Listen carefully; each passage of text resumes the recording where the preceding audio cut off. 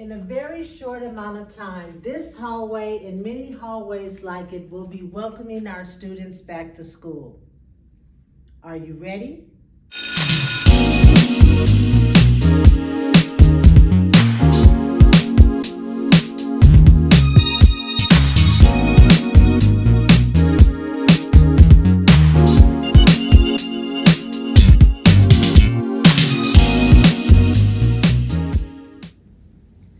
Hey y'all, this is Deb and welcome back to another episode of Life Starring Deb. If this is your first time, I welcome you to my channel and I'm hoping that you will get enjoyment and wisdom and questions answered as we navigate our mature years. And so today's episode is going to focus on going back to school. Now, some of us have little people living in our house, or we may be assisting our kids with their kids. And so these tips that I'm going to share with you, if you can't use it, pass it on to someone that can, because this could possibly alleviate some of the stress that some of us have with sending our kids back to school. So let's jump right in. Today I am in a classroom, and this classroom is pretty large. Now, if you remember, when we returned back to school after the pandemic, the CDC, which is the Center for Disease Control, mandated that we take some of the desks out of the classroom depending on the classroom size. So there were half the amount of desks usually than what could normally fit in the classroom. Well, the CDC has not mandated that we have smaller classroom sizes, so all of the desks that used to be in the classroom will now be returned back in the classroom, which means that there will be more desks and chairs in the classroom, which means more students. So you want to make sure that your children are not sick when they return back to school. If they are showing symptoms of being ill, please keep them home, because there are going to be more students in the classroom that can possibly spread germs a lot faster. And if you have been paying attention to the news, the numbers are still rising. Our young people are still getting COVID. In fact, they are getting COVID at an alarming rate, and we are sending them back to school. A lot of the schools are not going to continue to temperature check the students. Some schools are not going to weekly test the students anymore. And some students are even saying, some school districts are even saying that the students no longer have to wear masks. So it just depends on the district where you live. So you want to make sure that you check in with your school office, and ask what will the COVID guidelines be for your school so that you are prepared. But no matter what they put in place at the school, it all starts at home. So make sure that you are checking your children before you send them out the door, just to make sure that they are feeling okay and that you're not sending them to school sick. Backpacks. Let's talk a little bit about backpacks. So, depending on your school, backpacks can be filled with a lot of stuff, a lot of books, a lot of supplies. And if your children are small, those backpacks can be really heavy on them, heavy on their back and heavy on their shoulders. What I found is there were a lot of students that were getting migraines, and we couldn't figure out why are there so many kids saying that they have a headache or they have migraines. And what we found out was it was because of the weight on the shoulders. So if your students have a lot of stuff inside of their backpacks, then don't opt for the backpacks that you wear on your back.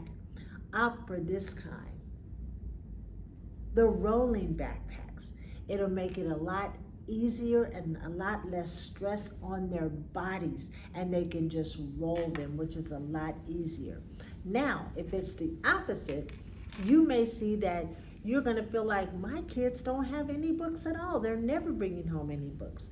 That doesn't mean that they're not getting the work. A lot of schools opted for getting most of the information on tablets, so that the kids don't necessarily have to carry so many of the heavy books, because everything is downloaded right into the tablet or the computer that a lot of schools are giving out. So don't panic. But again, check with your school and see what they're doing. The lunch program. If you're lucky, your school has a cafeteria. And inside of the cafeteria are a lot of nutritious meals that the kids like, sometimes.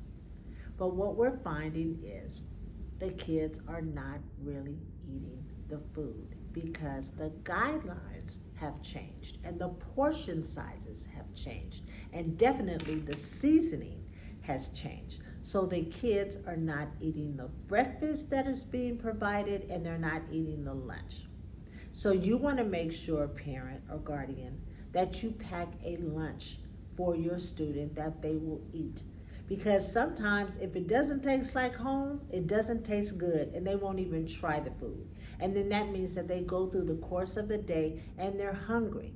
And you know, like I know, kids and grown-ups, nobody can eat, nobody can concentrate if our stomachs are growling and we're hungry. And if you know that about your child, if you know that your child is finicky and that they're not going to eat the food that is prepared, then you want to make sure that you pack a lunch, something that they can eat, and not like a lot of chips and candy and things like that. You want to pack them something that they can eat that will hold them until the dinner time. Now, if you're at a charter school or something like that, they may not have a cafeteria at all, which means that they may contract out for a company that will come in and serve the kids lunch. But the same rules apply. If the students are not eating the lunch, then they're going hungry, and they will not be able to learn if they're hungry, if their stomachs are growling. So make sure that you pack a lunch for them. Or if you're able to, bring them a lunch, but make sure that you bring the lunch during the lunch time. Because if you come before, a long time before lunch, the lunch might get cold. Or if you come after lunch, they may not be able to eat it because they are back in class. So you want to make sure that you, if you're bringing the lunch to school, that you bring it during the time that they are actually serving the lunch, so that the kids can eat the lunch. Let's talk about the emergency card. How often there has been an emergency at the school, or the students get sick and I have to call a parent or a guardian, someone to come to the school to pick up the student. And I call the numbers that are on the emergency card and they don't work, or they're disconnected. If you change your number, or if you change your residence, or if your student goes to live with someone else, make sure that you are updating the emergency card so that we have all of the accurate information, so that if we have to call home, we can reach someone that is able to come to the school to pick up the child. Also, on that emergency card, you want to list everybody that you are giving permission to come to the school. If that means attaching another piece of paper, then attach another piece of paper, because we will not release students to just anybody. And a lot of times we don't just take it, call and get the parents' approval over the phone, because we have to be able to verify that the person we're talking to is actually the person that is able to give us permission. So to alleviate all that, just make sure that you put on that emergency card anybody that you are allowing to come pick up your kid. And you also want to make sure that you list any allergies or any medication that the students may have, because if there is an emergency and we have to call the paramedic is going to ask for the emergency card, and they're going to look for that information on the emergency card. So make sure that the emergency card is up to date. I want to talk just a little bit about the free and reduced meal application that a lot of the schools get. As a matter of fact, all the schools get. Now, usually that free and reduced meal application applies to lunch. They want to make sure if the student is eligible to receive free or reduced lunch based on the income of the parent and the amount of people in the house. Now, sometimes people don't fill out that information because they feel right off the top that they're not going to qualify, so they just don't fill it out and they don't send it in. Well, the guidelines have changed, and almost anybody can be eligible for free and reduced meals because everything has gone up. Everything has gone up, and we have less parents that are working. So please just fill out the application, even if you feel you may not qualify. Because in addition to free and reduced meals, the schools get technology, they get a lot of equipment, they get things that they don't necessarily have to pay for that benefits the kid if they have a large percentage of students that qualify for free and reduced.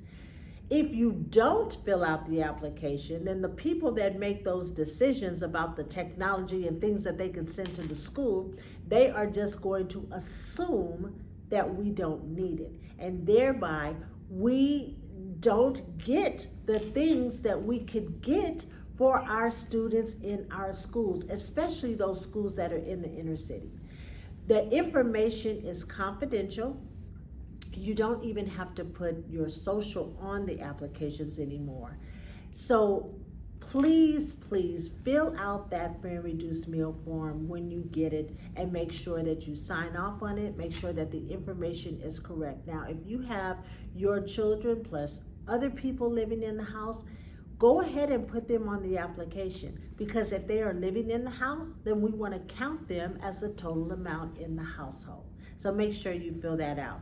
If you have some questions about it, make sure that you contact your school office and they'll walk you through how to fill it out accurately. We want to make sure that our kids benefit from anything that's out there that is going to help our children to excel. If you live in the state of California and you have a student that's in middle school or high school, the times that the students start school has changed. So for middle school, school will not start until 8 o'clock. Some schools it was 7:45. Some schools it was 7:30. Now it is 8 o'clock, which means they'll start at 8 and their day will end a little bit later. If your student is in high school, they will not have to be at school until 8:30. And depending on the school, they may not get out until 3:40 or 3:45, which means it's a longer day. But that doesn't mean that because they have to be at school at 8:30 that you still should allow them to stay up later at night. The reason that the times changed is because we found out that students were coming to school and they were still sleepy and they were not able to concentrate, they were groggy. So they did a survey. I don't know who they did the survey with, but someone decided that the students should come to school a little later because they are more alert. But again, that means that the day is going to be longer. So you want to prepare for that. But you just want to make sure that you put the kids on some kind of schedule so that they're just not up all night on the computer, on their phone, on whatever, because they still need to get that rest. And I am hoping that students will not come later, because we had a lot of students that come to school tardy. If they had to be at school at 8 o'clock, they weren't getting there until 8:30. So I'm hoping that just because they think that because they're coming to school at 8:30, that they can really get to school at 9 o'clock. Whatever time your school day starts, make sure that your students are there and make sure that they are on time. So what happens if they're not? If your student is truant, means that they have excessive tardies or excessive absences, you will be getting phone calls. You will first be getting phone calls from the school. If it continues to happen, you may get a home visit. And if things don't improve, then you can be reported. Parents can be reported as neglect if they're not making sure that their students are at school. So you want to make sure, even if you work, you want to come up with some system to make sure that your students are actually going to school. Now, there are some schools that have an automatic message that goes out to parents to let them know that their student was not at school or if their student was tardy. Sometimes parents don't even listen to the message. They see it's coming from the school and they just put it down. Please make sure that you're listening to those messages, because not only is that system designed to let you know if your student is not at school, it is also designed to give you information pertaining to the school. So if we're going to get out early, if we're on a lockdown, if whatever announcement we may have, make sure that you listen to the message in its entirety so that you are up to date on whatever it is that's going on at your child's school. If you live in the state of California, some of the schools were given TAP cards. Now, what are TAP cards? TAP cards are cards that allow the student to take public transportation without paying for it. They can pick up the cards from the office in a lot of cases. They can get activated and it's given to the student, and the student can ride public transportation by just tapping the card, and you don't have to pay. Some schools are out of your district. Sometimes students have to go further than their neighborhood school to get to school, and those cards come in handy. So make sure that you inquire with your school whether or not your students have TAP cards that are available to them. Your school office is your communication hub. Get to know the workers at your school's office. They usually have all the information of anything that's going on with the school. So make that your first stop. Make sure that you contact them first if you have any questions regarding the school or your student or grades or uniforms or whatever it is. Start with the office before you try to reach out to the principal, because you might get an answer a lot quicker going through the office than waiting for the principal to call you back. A lot of times the principals are even teaching classes now because there's such a shortage of teachers that now principals and assistant principals are also in the classroom, which means that it may take longer to get a response. But utilize your school office, because I guarantee you they probably have the answer to the question that you need.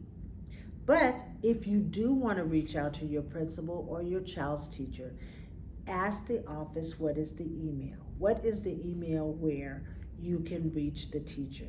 And then you can email the teacher and then get a response. Most of the time, office workers will not give out a teacher or a principal's cell phone, but you can reach the teacher directly by emailing them. But if it's an urgent request, then you're going to have to trust the workers in the office. You can give them the information, you can tell them that it's confidential, and then they will make sure that that person, the person that you're trying to reach, that they give that message to them personally, and then circle back to make sure that that person calls you back. If there is an emergency in the home, if there's a death in the family, or if there's a situation where your student may come to school and not quite be themselves, you want to make sure that you let the office know so that the office can communicate that to your child's teacher, just to let them know, hey, Johnny might be a little off this week. They had a death in their family, or the dog ran away, or they moved, or whatever the case may be.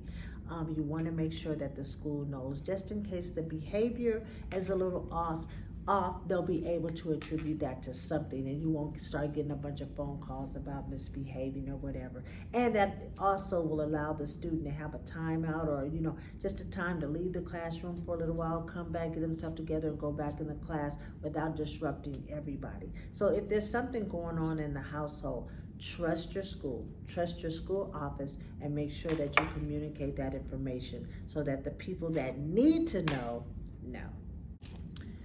So those were just a few tips that I wanted to share with you. Hopefully, it will alleviate some of the stress that you might be having regarding sending your kids to school, especially those little people, those TK and those kinders that are getting ready to start school. Part of them are going to be very excited about going to school and meeting friends, and some of them are going to be very clingy. They're going to want to be with you because they've been with you or a babysitter for a long time, and so the idea of going to the school might be a little scary. So just kind of walk with them through the process, reassure them that everything is going to be fine. In addition to that, the kids that are going from middle school to high school might be having some of the same anxieties that, oh my God, I'm going to high school, or from elementary to middle school. My God, I'm going to middle school. Because believe it or not, there's a lot different between elementary and middle and high school. The kids get bigger and they're exposed to more things in the high school, and that could be scary.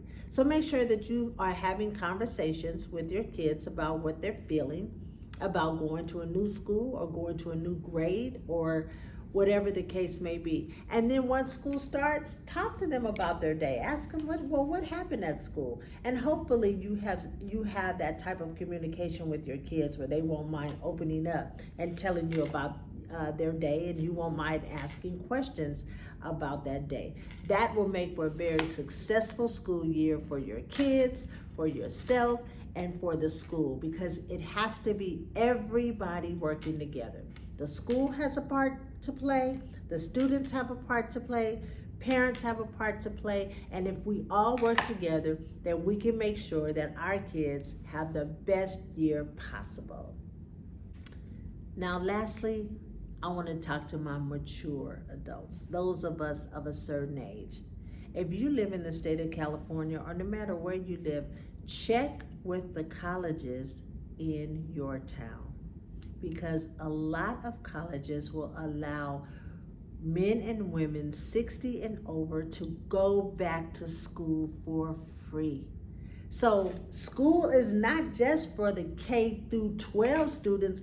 We can also go back to school and learn a skill, or we can learn more of a hobby that we have, or maybe we've retired and we want to go back into the workforce and we want to learn how to use the computer better, or we want to learn whatever it is that you want to learn. You can find it in schools, either the community colleges or your state colleges. Check with them, because you just might find out that you can go back to school and you won't have to pay for it. You are never too old to learn, so let's keep learning. That's today's episode. I hope you got something out of it. Again, I look forward to bringing you these episodes weekly. Have a good school year. See you soon.